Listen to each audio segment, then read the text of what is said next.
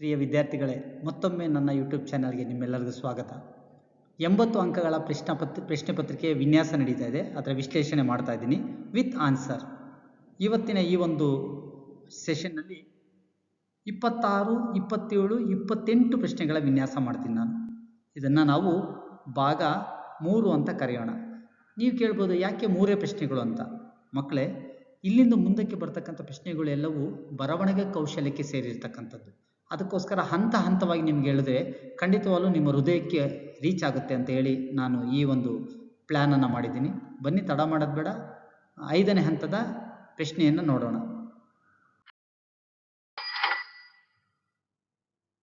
1 into 3 ಅಂಕದ ಪ್ರಶ್ನೆಗಳು.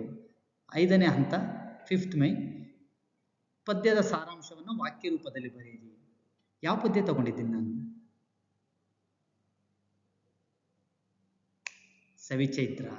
ಯುಗದ ಆದಿಯು ಬಂತು, ಸೊಗದ ಸುಗ್ಗಿಯ ತಂತು, ಜಗಕ್ಕೆಲ್ಲ ಹೊಸ ಕಳೆಯ ತುಂಬಿತೆಂತು, ಬಗೆ ಬಗೆಯ ಬಣ್ಣಗಳ ಬರೆದ ಚಿತ್ರದ ಹಾಗೆ, ನೆಲದಮ್ಮ ನವವಧುವೆ ಆದಳಿಂತು, ನೆಲದಮ್ಮ ನವವಧುವೆ ಆದಳಿಂತು. ಮಕ್ಕಳೇ, ಸವಿಚೈತ್ರ ಪದ್ಯವನ್ನು ತಗೊಂಡಿದ್ದೀನಿ. ಈ ಸಲ ಪ್ರಿಪರೇಟರಿಯಲ್ಲಿ ಕೇಳುತ್ತೆ, 3ನೇ ಪ್ರಿಪರೇಟರಿಯಲ್ಲಿ ಕೇಳ್ತಾರೆ ಅಂತೇಳಿ. ಮುಂದೆ ನೋಡೋಣ ಇದರ ಭಾವಾರ್ಥ.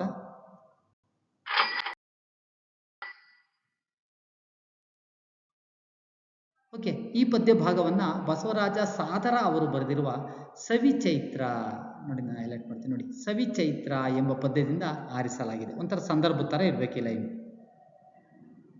ಕವಿ ಈ ಭಾಗದಲ್ಲಿ ಚೈತ್ರ ಮಾಸದ ಸೊಬಗನ್ನು, ಪ್ರಕೃತಿಯ ಸೊಬಗನ್ನು ವರ್ಣಿಸಿದ್ದಾರೆ.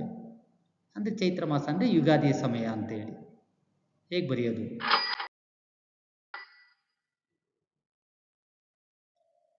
ಯುಗದ ಆರಂಭ ಚೈತ್ರ ತಿಂಗಳು. ಆ ಸಮಯದಲ್ಲಿ ಎಲ್ಲೆಡೆ ಸುಖದ ಸುಗ್ಗಿಯು ತುಂಬಿರುತ್ತದೆ. ಸುಖ, ಸಂತೋಷ, ಉಲ್ಲಾಸ ತುಂಬಿರುತ್ತದೆ. ಭೂಮಿಯಲ್ಲಿ ಮರ ಗಿಡ ಚಿಗುರಿ ಹೊಸ ರೂಪದಿಂದ ಹೊಳೆಯುತ್ತಾ ಇರುತ್ತದೆ.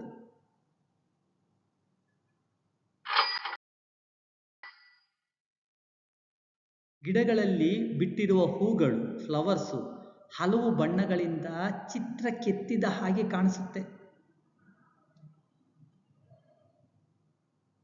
ಚೈತ್ರ ಮಾಸದಲ್ಲಿ ನಮ್ಮ ಭೂಮಿ ತಾಯಿ ಮದುವೆ ಹೆಣ್ಣಿನ ರೀತಿ ಅಲಂಕೃತಗೊಂಡಿರುತ್ತಾಳೆ, ಶೃಂಗಾರಗೊಂಡಿರುತ್ತಾಳೆ, ಸಿಂಗರಿಸಿಕೊಂಡಿರುತ್ತಾಳೆ ಎಂದು ಕವಿ ಈ ಪದ್ಯದ ಮುಖಾಂತರ ಪ್ರಕೃತಿಯ ಸೊಬಗನ್ನು ಅದ್ಭುತವಾಗಿ ವರ್ಣಿಸಿದ್ದಾರೆ. ಈ ಸಾಲುಗಳನ್ನು ಬರೀಬೇಕಾಗುತ್ತೆ ಮಕ್ಕಳು. ಮುಂದಿನ ಪ್ರಶ್ನೆ ನೋಡೋಣ. 1 ಇಂಟು 3. ಕೆಳಗಿನ ವಾಕ್ಯದಲ್ಲಿರುವ ಅಲಂಕಾರವನ್ನು ಹೆಸರಿಸಿ. ಆ ವೀಲ್ ನೋಡಿ. ಲಕ್ಷಣ ಬರೆದು ಸಮನ್ವಯಗೊಳಿಸಿ.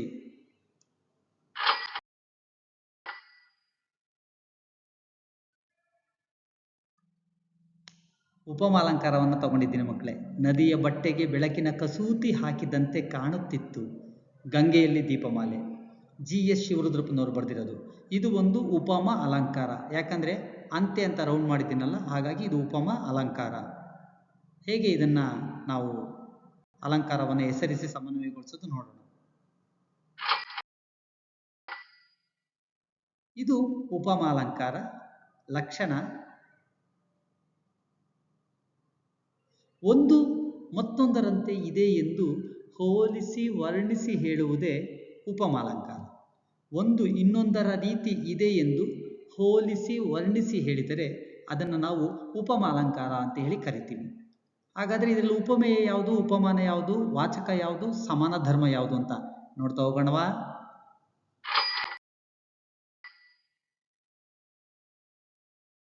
ಏನೋ 106 ಬಂದಿದೆ, ನೋಡೋಣ. ಉಪಮೇಯ: ಗಂಗೆಯಲ್ಲಿ ತೇಲುತ್ತಿದ್ದ 106 ದೀಪಗಳು. ಅದಕ್ಕೆ ನಾನು ಆ 106 ಈ ರೀತಿ ನಂಬರಲ್ಲಿ ತೋರಿಸ್ತಾ ಇರೋದು. ಉಪಮೇಯ: ಗಂಗೆಯಲ್ಲಿ ತೇಲುತ್ತಿದ್ದ 106 ದೀಪಗಳನ್ನು ಕವಿ, ಲೇಖಕರು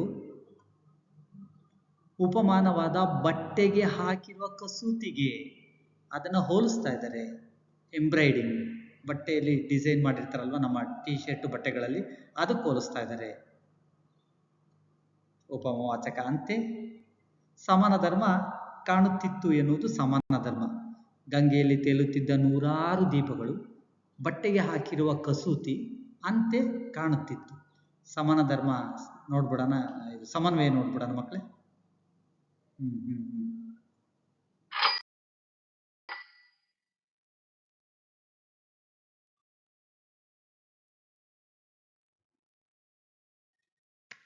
ಓಕೆ, ಈ ಸಾಲಿನಲ್ಲಿ ಅಂದರೆ ಉಪಮ ಅಲಂಕಾರ ಕೊಟ್ಟಿದ್ರಲ್ಲ, ಗಂಗೆಯಲ್ಲಿ ತೇಲುತ್ತಿದ್ದ ನೂರಾರು ದೀಪಗಳು, ಬಟ್ಟೆಗೆ ಹಾಕಿರೋ ಕಸೂತಿ. ಈ ಸಾಲಿನಲ್ಲಿ ಉಪಮೇಯವಾದ ಗಂಗೆಯಲ್ಲಿ ತೇಲುತ್ತಿದ್ದ ನೂರಾರು ದೀಪಗಳನ್ನು ಉಪಮಾನವಾದ ಬಟ್ಟೆಗೆ ಹಾಕಿರುವ ಕಸೂತಿಗೆ ಹೋಲಿಸಿ ವರ್ಣಿಸಲಾಗಿದೆ. ಆದ್ದರಿಂದ ಇದು ಉಪಮಾಲಂಕಾರ. ಬರೆಯೋರು ಬರೀರಿ. ಅಂತೆ ಎಂಬುದು ಉಪಮವಾಚಕವಾಗಿದ್ದು ಸಮಾನ ಧರ್ಮ ಕಾಣುತ್ತಿರುವುದು ಎಂಬುದು, ಆದ್ದರಿಂದ ಇದು ಉಪಮಾಲಂಕಾರ ಅಂತಲೂ ಬರಿಬೋದು.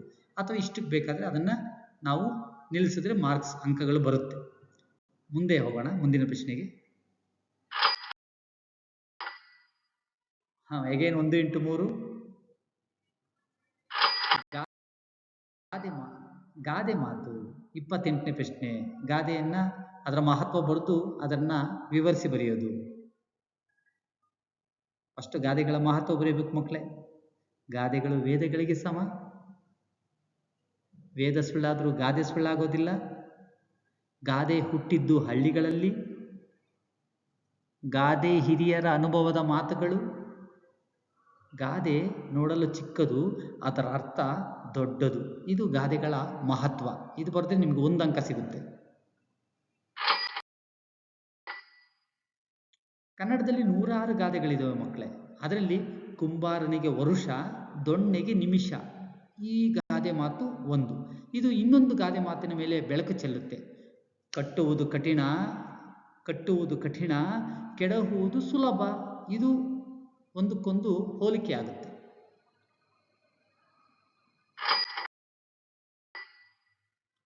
ನೋಡಿ, ಕುಂಬಾರ ಮಡಿಕೆ ಮಾಡಲು ಬಹಳ ಸಮಯ ಹಿಡಿಯುತ್ತದೆ. ತುಂಬ ಟೈಮ್ ತಗೊಳ್ತಾನೆ. ಗೊತ್ತಿಲ್ಲ, ವಾರ ತಿಂಗಳು ಇಷ್ಟಾದರೂ. ಹೇಗೆ ಪ್ರೋಸೆಸ್ಸು? ಮಣ್ಣು ತಂದು ಅದನ್ನು ಹದ ಮಾಡಿ ಕುಲಾಲ ಚಕ್ರದಲ್ಲಿ ಹಾಕಿ ಅದಕ್ಕೆ ಒಂದು ರೂಪ ಕೊಟ್ಟು ಬೆಂಕಿಯಲ್ಲಿ ಸುಟ್ಟು ಮಡಿಕೆ ಮಾಡಲು 1 ವಾರ ಬೇಕು. ಒಂದು ಮಡಿಕೆ ರೆಡಿ ಆಗೋದಕ್ಕೆ ಕುಂಬಾರನಿಗೆ. ಮುಂದೆ ನೋಡೋಣ. ಆದರೆ ಅದನ್ನು ಹೊಡೆದು ಹಾಕಲು ಕೋಲಿಗೆ, ದೊಣ್ಣೆಗೆ ಒಂದೇ 1 ನಿಮಿಷ. ಪ್ರಾಕ್ಟಿಕಲ್ ಮಾಡಿದ್ರೆ ಇದು ನಿಜವಾಗ್ಲೂ ನಿಮ್ಗೆ ಗೊತ್ತಿರುತ್ತೆ ಮಕ್ಕಳೇ, ನಿಮಿಷ ಸಾಕಾಗುತ್ತದೆ. ಅದೇ ರೀತಿ ಇನ್ನೊಂದು ಉದಾಹರಣೆ ಕೊಡ್ತಾ ಇದ್ದೀನಿ. ಒಬ್ಬ ವಿದ್ಯಾರ್ಥಿ ಶಾಲೆಯಲ್ಲಿ ಒಳ್ಳೆಯ ಹೆಸರು ಪಡೆಯಲು ಬಹಳ ಸಮಯ ಹಿಡಿಯುತ್ತೆ. ಗೊತ್ತಿಲ್ಲ, ಒಂದು 5 to 6 ಇಯರ್ಸು ಟೈಮ್ ಬೇಕು. ಎಲ್ಲ ವಿಷಯಗಳಲ್ಲಿ ಚೆನ್ನಾಗಿ ಅಭ್ಯಾಸ ಮಾಡಬೇಕು, ಒಳ್ಳೆಯ ಗುಣಗಳನ್ನು ಬೆಳೆಸಿಕೊಳ್ಳಬೇಕು. ಅದಕ್ಕೆ ಸಮಯ ತಗೊಳ್ಳುತ್ತೆ. ಬೇಗ ಇವತ್ತು ನಾಳೆಗೆ ಆಗೋದಿಲ್ಲ, ಅದು ತುಂಬ ಟೈಮ್ ತಗೊಳ್ಳುತ್ತೆ ಆ ಒಳ್ಳೆಯ ಕ್ವಾಲಿಟಿ ಬೆಳೆಸ್ಕೊಳ್ಳೋದಕ್ಕೆ.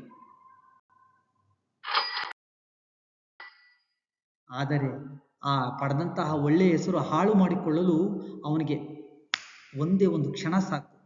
ಯಾವುದಾದರೂ ಒಂದು ದುಶ್ಚಟಕ್ಕೆ, ಕೆಟ್ಟ ಗುಣಕ್ಕೆ, ದುರ್ಗುಣಕ್ಕೆ ಬಲಿಯಾದರೆ ಅವನ ಕಾಪಾಡಿಕೊಂಡಂತಹ ಒಳ್ಳೆಯ ವ್ಯಕ್ತಿತ್ವಕ್ಕೆ ಕಪ್ಪು ಚುಕ್ಕೆ ಬೀಳಲು ಅರಗಳಿಗೆ ಅರ್ಧ ನಿಮಿಷ ಕೂಡ ಬೇಕಾಗೋದಿಲ್ಲ. ಅಲ್ಲಿಗೆ ಅವನ ವ್ಯಕ್ತಿತ್ವ ಸ್ಪಾಯ್ಲ್ ಆಗಿಬಿಡುತ್ತೆ. ಹಾಗಾಗಿ ಕುಂಬಾರನಿಗೆ ವರ್ಷ, ಕೋಲಿಗೆ ನಿಮಿಷ. ವ್ಯಕ್ತಿತ್ವ ಬೆಳೆಸ್ಕೊಳ್ಳೋದಕ್ಕೆ ಸುಮಾರು ವರ್ಷ ಹಿಡಿಯುತ್ತೆ. ಅದನ್ನು ಹಾಳು ಮಾಡಿಕೊಳ್ಳಲು ನಿಮಿಷ ಸಾಕು. ಎಕ್ಸಾಂಪಲ್, ಹಸುವಿನ ಹಾಲನ್ನು ನಾವು ಕರೆದು ಅದನ್ನು ಜೋಪಾನ ಮಾಡ್ತೀರಿ. ಅದನ್ನು ಹಾಳು ಮಾಡ್ಕೊಳ್ಳೋದಕ್ಕೆ 1 ಡ್ರಾಪ್ ಲೆಮನ್ ಜ್ಯೂಸ್ ಡ್ರಾಪ್ ಬಿದ್ದರೆ ಸಾಕು, ಅದು ಒಡೆದು ಹಾಳಾಗುತ್ತೆ. ಹಾಗಾಗಿ ಇದು ಕುಂಬಾರನಿಗೆ ವರ್ಷ, ದೊಣ್ಣೆಗೆ ನಿಮಿಷ ಎಂಬ ಗಾದೆ ಮಾತು. ಮಕ್ಕಳೇ, ಕೇವಲ 3 ಪ್ರಶ್ನೆಗಳು ಇಟ್ಕೊಂಡು ನಿಮ್ಮ ಮುಂದೆ ಬಂದೆ.